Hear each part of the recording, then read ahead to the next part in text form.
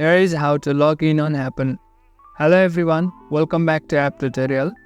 In this video, I'll show you how you can log into your Happn account. So let's start. The first thing that you need to do is download the latest version of Happn. Then after, open the app.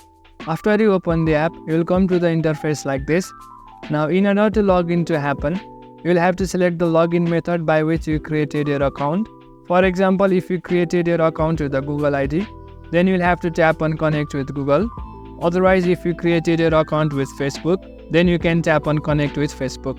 I created my Happn account by using Google email address, so I'll tap on connect with Google. After that, tap on accept conditions. Then after, it will ask you to select an account in order to log in. Now select the email address that you used to create the Happn account.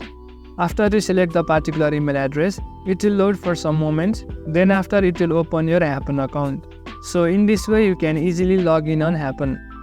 Don't forget to subscribe to the channel for more similar videos and drop a like if you found this helpful.